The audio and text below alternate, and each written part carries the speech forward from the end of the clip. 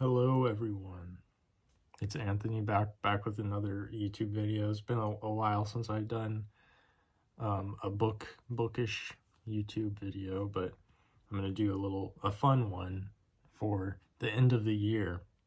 So I picked out 7 of my favorite books I read this year. Originally I was just gonna do 5, but five wasn't enough, so I added in 2 more. This year was a good reading year for me. It was the most I ever read, which, you know, compared to other people is not a lot, but that doesn't matter, right? It was I read 41 books this year, so it's really good for me, I'll say that. So let's get right into it. The Waves by Virginia Woolf.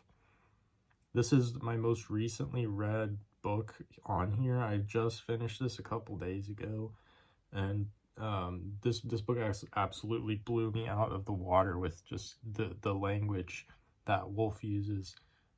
I've read a few things by Woolf, To the Lighthouse, Room of One's Own. You can kind of see him on the bookshelf right there. But anyways, I just picked this one up because I was going on a trip to Philadelphia and going around New Jersey area from there. But the main thing that really set this one as one of my favorites for this year is just the poetry within what's written here. I mean, essentially all of this is just stream of consciousness poetry that just never stops going, really, because, you know, there's no stanzas.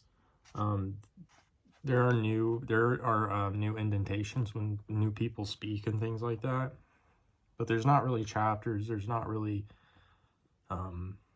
dialogue. There's not any exposition really at all, except for the little here, I'll try to find one. These little, like, somewhat like section markers that just kind of have this long form prosaic thing. That would be the only time that there's ever really exposition in this book, and it isn't really exposition. It's just non-character dialogue or character thought stream. So this book is pretty short, but the way it's written and the style it's written it makes it very rich and very, very how should I say it, perambulant and thought-provoking, of course, as all books should try to be, at least. But yeah, I mean, as far as like plot stuff goes, basically we're just following around a group of friends throughout their lives, basically. The plot events are not hard to really pick up on. You might think they would be, but they're not. The main difficulty of this book is just keeping your mind engaged with the poetry, which, if you read a lot of poetry, you probably won't have much issue with doing that, but perhaps some people would. But yeah, this is a very, very, very different style of work than anything I've ever read by Woolf. And I already loved Woolf, but this I love especially. This is definitely my favorite Woolf that I've read. All right, so let's go down the pile here. The next one, Thomas Mann's Death in Venice and Other Tales. So this is just a short story selection, and I will list out the ones in here. So we have The Will for Happiness, Little Air Friedemann, Tobias Mendernickel, Little Lizzie, Gladius Day, Tristan, The Starvelings, A Study, Tonio Kruger, The Wunderkind, Harsh Hour, The Blood of the Volsungs, and Death in Venice, of course. Thomas Mann was always, I haven't read him before this, but he's always someone that's on your radar. He was definitely on my radar for a long time. And of course I've heard of Death in Venice, the story, from my experience in film. There's a great film, black and white, very beautiful film, that adapts this short story, Death in Venice. So of course I already knew about this, but I did not really expect to love Thomas Mann's writing as much as I did through this. Usually, typically I despise short stories. I don't know why.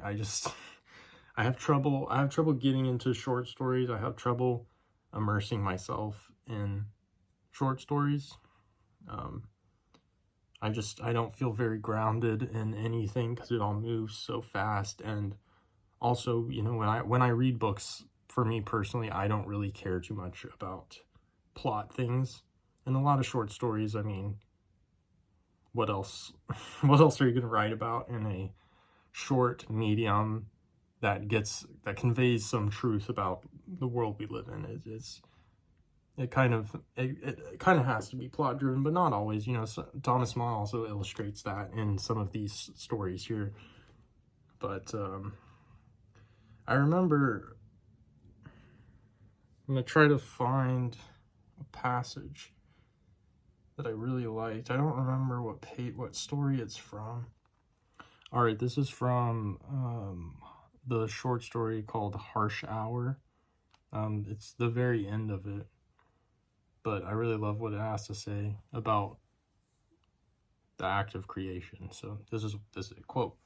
"And complete it he did, the work of his suffering. It may not have been good, but complete it he did. And when it was completed, lo and behold, it was good. And from his soul, from music and idea, new works struggled upward, resonant and shimmering creations, which, in sacred form, wondrously hinted at their infinite homeland, just as the ocean from which it is fished roars in the seashell." Sorry about that, but yeah, I love that description of art, the synecdochical description, if you allow me to use that. Yeah, this is great. Thomas Mann is great. I'm really excited to read The Magic Mountain. Hopefully I'll read that this next year. I might try to read Joseph and His Brothers as well, although that one is a lot scarier. But anyways,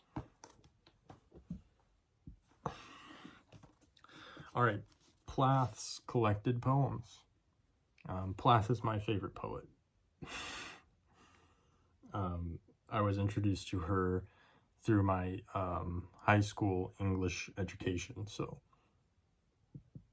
it was one of the things not tainted by the high school education, I guess. But Plath is really great. She's my favorite confessional poet for sure. Most of the poetry I read is confessional poetry, so this is kind of where I find my grounding, my frame of reference for confessional poetry. But even despite that categorization, Sylvia Plath is just an amazing artist. So I would highly recommend reading through Plath's stuff. Maybe not everything. You only need to read maybe a few poems of hers to want to read the complete poems, because yeah, that's how I was. I read a few of them in high school, and it's like I have to go and I have to pursue Sylvia Plath more thoroughly, because I just loved her. I loved her stuff so much. This is the only thing I've read of hers. I read like half of The Bell Jar a couple years ago. I need to finish that. Hopefully I will. I remember liking the half that I read. I don't really remember why I stopped reading it, but anyways, some of my favorite poems are The Disquieting Muses, I think it's called, Black Rook in Rainy Weather, November Graveyard, Surgeon at 2 a.m., and Nick and the Candlestick, The Sow, I mean, I could list pretty much every single poem that she ever wrote, because I love this so much. I will always, for the rest of time, keep revisiting this. Sylvia Plath is so monumental to my life, my understanding of life and my perception. And the things she wrote are just stunningly beautiful. So I would highly recommend this as well. Huge impact on me. Right, next up we have Satantango by Laszlo Krasznahorkai. This is definitely my favorite just aesthetic design for a book. This is put out by New Directions, I believe. Does it say? Yeah, there's a small indie on there. But anyways, that stuff doesn't really matter. But well, where do I start with? Where do I start with Satantango? I mean, Krasznahorkai has a way of writing that is just so, it's like,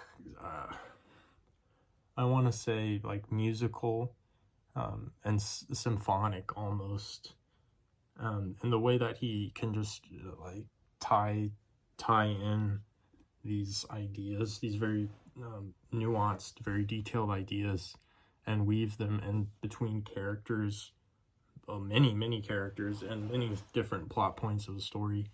I absolutely adore his ability to do that. My favorite thing of the book, I can't really say because I don't want to spoil this, but it has to do with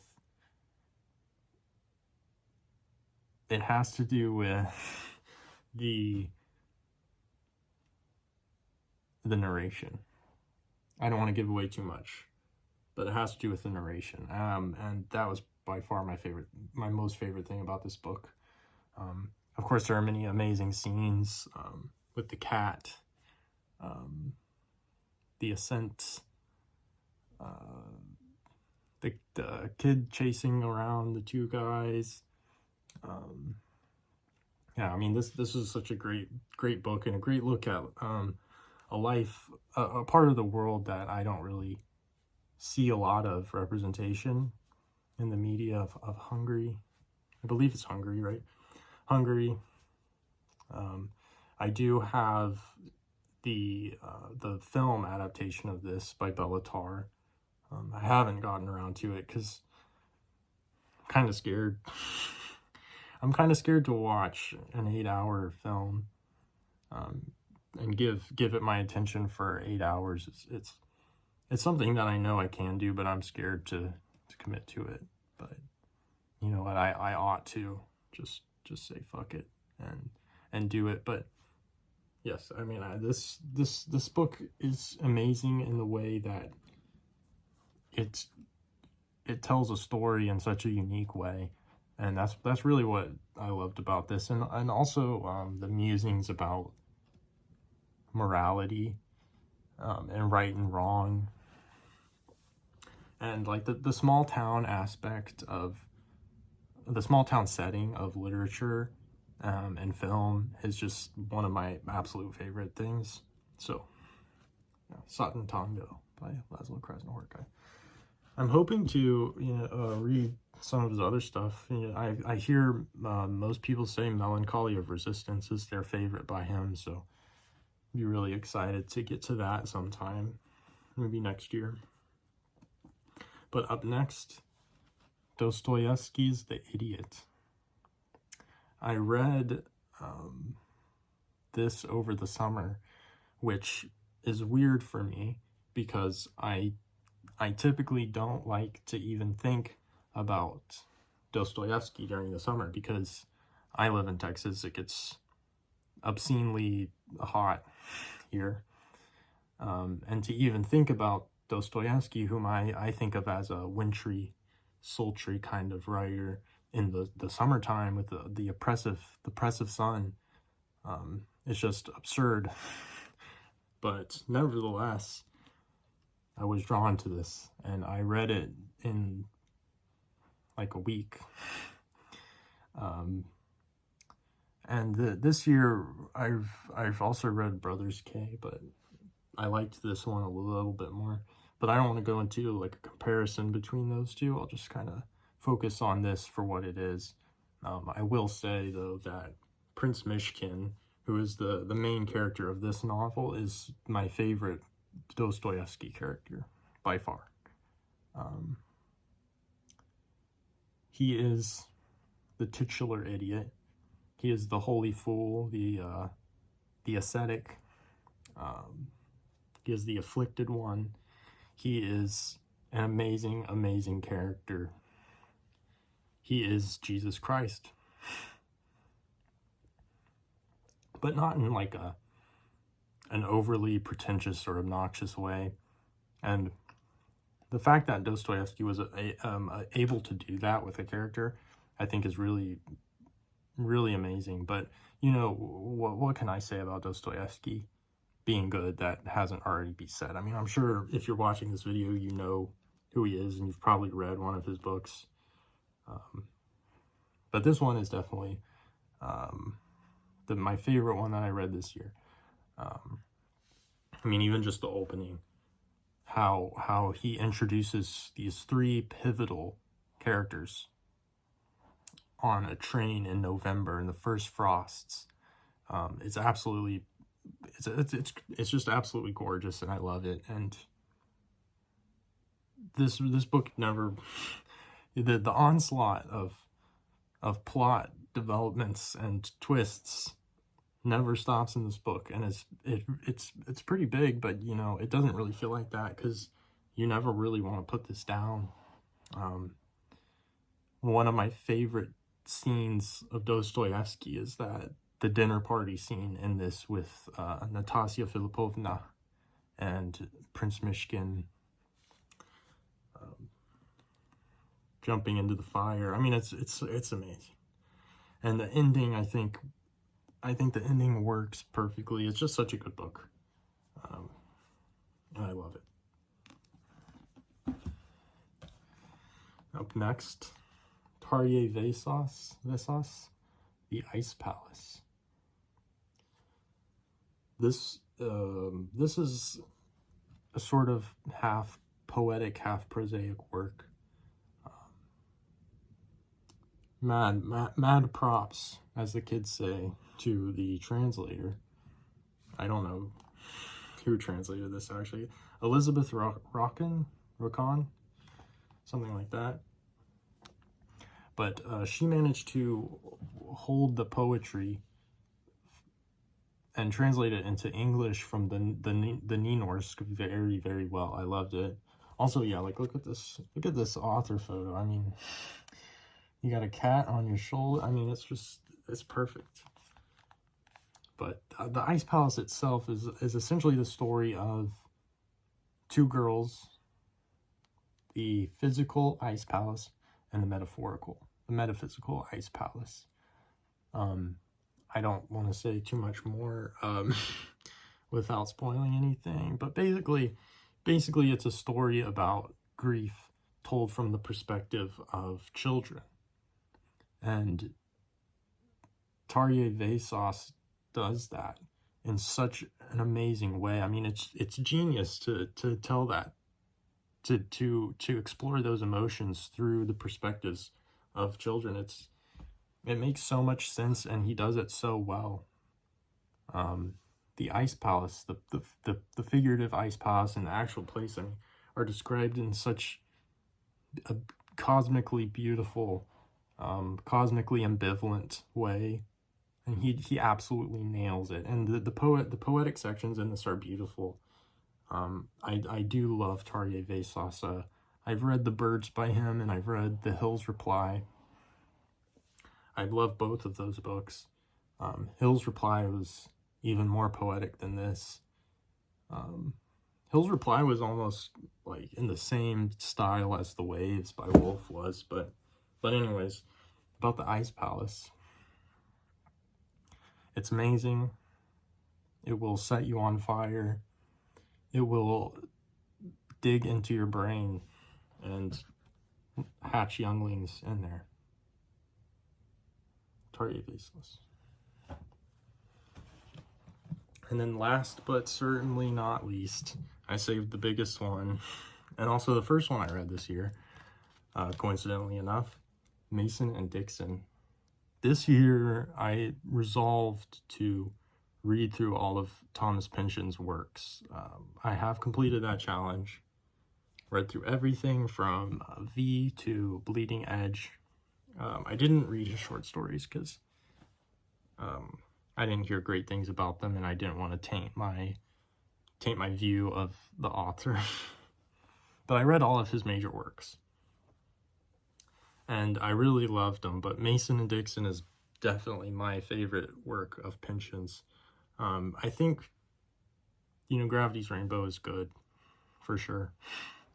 I think I need to read that one like 10 more times before I can fully grasp even the first semblance of what's being expressed in Gravity's Rainbow. But Mason and Dixon, for whatever reason, I felt like I could grab onto really well. And I made a video too at the beginning of the year about it. My hair was still was pretty short back then. I was watching it the other day. But yeah, I mean, I said basically everything I wanted to say in that video, so check that video out. But just while I have you here right now, I'll say Mason and Dixon is the story about the land surveyors, Mason and Dixon, who created the line that set up territories in the Americas after the Revolutionary period, right? I don't remember. It was around the Revolutionary period, but that doesn't really sound like too much it could be written about, but Pynchon electrifies the reader with everything that he does in this novel. And of course, it has the Pynchon tropes. It has very fantastical things, but it still holds true to the story of Mason and Dixon. So it's like a historical fiction, essentially. But the musings on the creation of art and time and the universe and the oneness of things is I love it. I love what he's able to do with the story of Mason and Dixon. Trying to think of other stuff. Yeah, I don't know. It's been a while. I mean, also I'll mention too. I've noticed that a lot of the reason why I like a lot, just looking at my favorite books here from this year, a lot of them are written in kind of interesting ways, unique ways, or possibly non-functional ways. Mason and Dixon, it kind of follows that trend as well. It's written in this very early English, early American style, capitalized noun, proper nouns, and interesting punctuation and all that sort of thing. It seems like it'd be annoying to read or like a task to read it, but it really isn't. I mean, it's amazing to me that we got this novel, because it's so good. It's so good. But yeah, again, to hear more concise things about Mason and Dixon, please go ahead to my video on Mason and Dixon. But anyways, that was 2023 top 7 reads. Hopefully I have a lot more next year. I'll try. Maybe 45 or maybe 42 books next year. Maybe I'll do that for you guys if you behave. But yeah, signing out. This is master of the house, Anthony. Please tip me. This is a service industry. I'm just kidding, guys.